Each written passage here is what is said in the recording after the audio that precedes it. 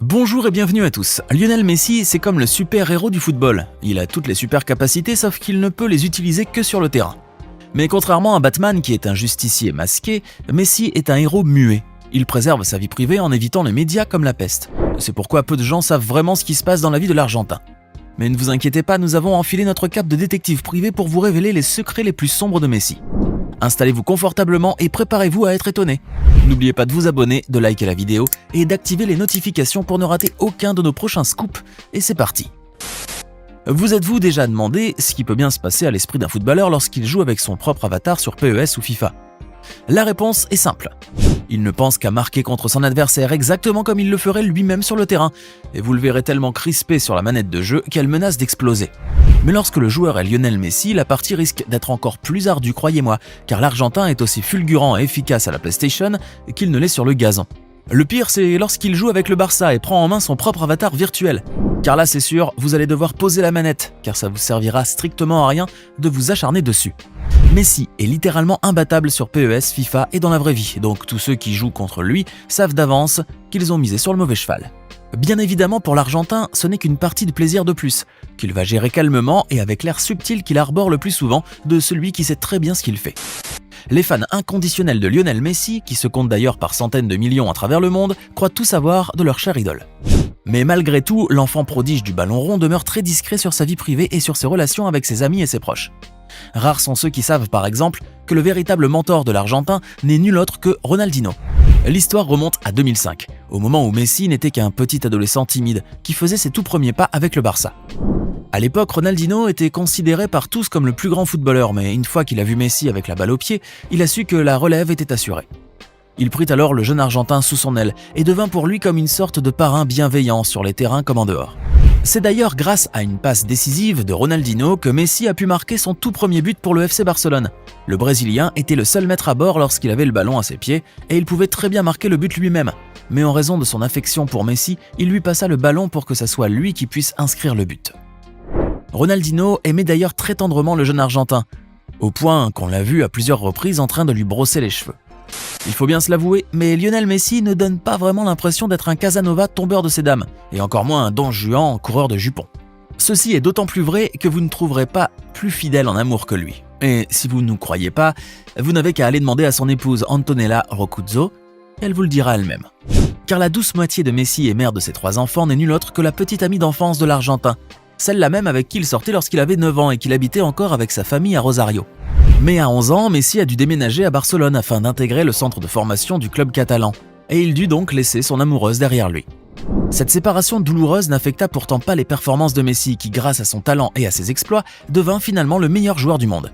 Mais ce qui est surprenant, c'est que Messi n'avait jamais vraiment oublié Antonella, et un jour le destin décida de les rapprocher une nouvelle fois. La jeune femme venait en effet de perdre un ami très cher et Messi s'envola illico presto pour la rejoindre et l'aider à surmonter son deuil. De fil en aiguille, une nouvelle histoire d'amour passionnel se tissa entre les deux jeunes tourtereaux et la suite, vous la connaissez si bien. On est bien d'accord, les stars du ballon rond de l'envergure de Messi se déplacent très rarement en avion de ligne ou en train, voire quasiment jamais.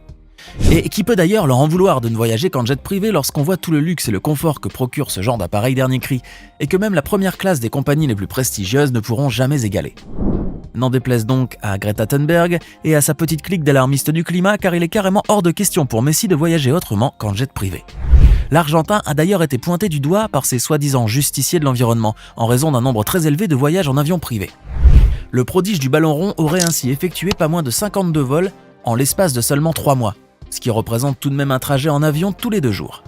Messi a donc effectué ainsi plusieurs dizaines de milliers de kilomètres avec une multitude d'allers et retours en Espagne, en Argentine ou à Miami.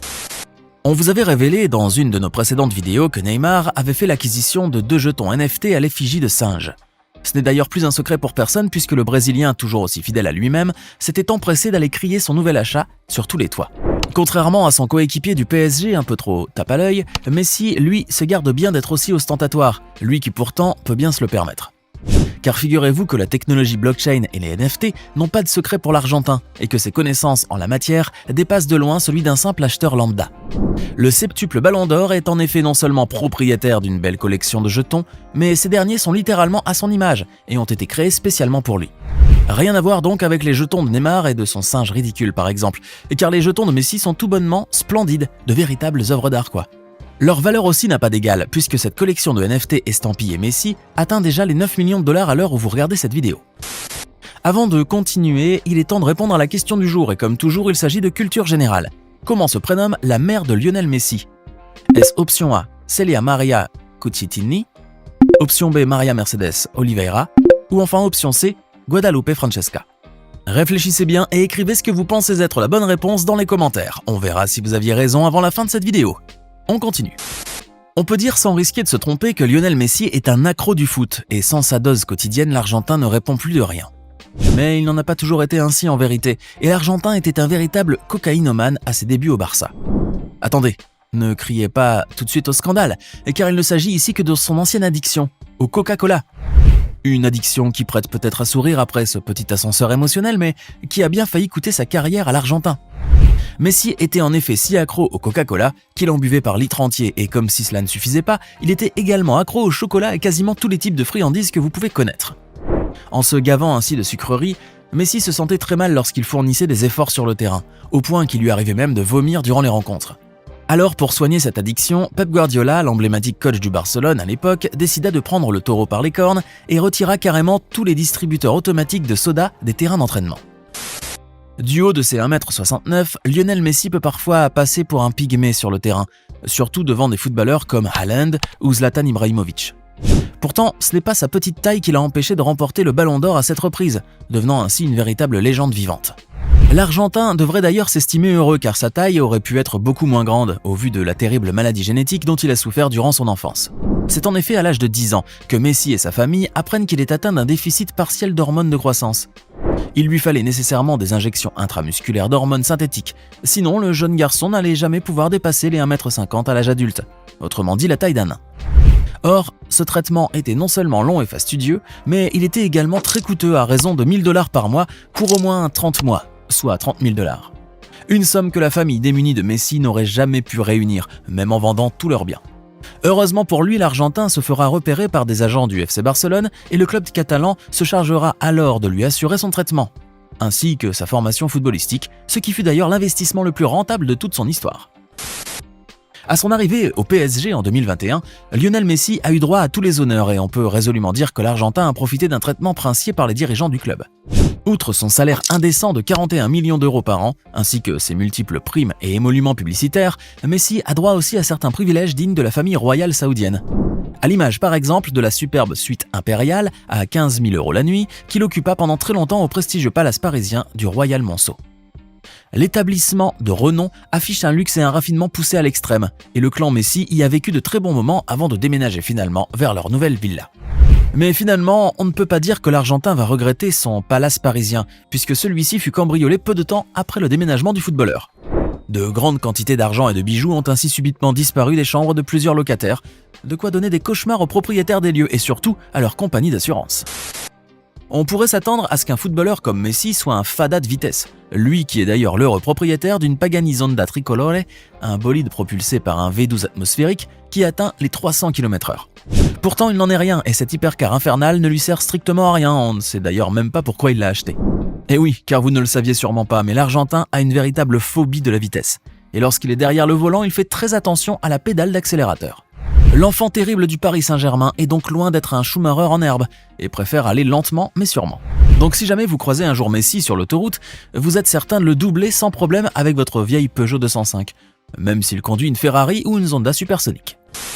Et comme toujours sur votre chaîne YouTube préférée, nous vous avons réservé le meilleur pour la fin avec un scoop digne du Pulitzer. Approchez mesdames et messieurs, approchez, et surtout tenez-vous bien, car la nouvelle risque un peu de vous perturber ou du moins de vous révéler la face sombre de votre idole adorée. En effet, vous devez savoir que Messi, en dépit de son air angélique, n'est pas vraiment un enfant de cœur. Jugez-en par vous-même. L'Argentin a ainsi déjà comparu devant la justice pour fraude fiscale, un délit grave et passible très souvent de prison ferme et d'amendes exorbitantes. C'est en effet l'État espagnol qui a accusé Messi d'avoir détourné pas moins de 4,2 millions d'euros en impôts sur la période située entre 2007 et 2009. À cette époque, la Pulga mettait le feu à la Liga avec le Barça et enflammait les supporters hystériques. Maintenant, on sait qu'il incendiait aussi le fisc par la même occasion, tout en gardant cet air d'innocence qui pourrait tromper même les juges les plus sévères. Maintenant, dites-nous dans les commentaires ce que vous pensez de toutes ces choses cachées que vous ne saviez pas sur Lionel Messi. Et pour le quiz du jour, la réponse est bien le A. La maman de notre Argentin préféré s'appelle bel et bien Celia Maria Cucchettini. J'espère que vous avez été nombreux à trouver la bonne réponse. N'oubliez pas de vous abonner et de cliquer ici pour regarder une autre de nos vidéos.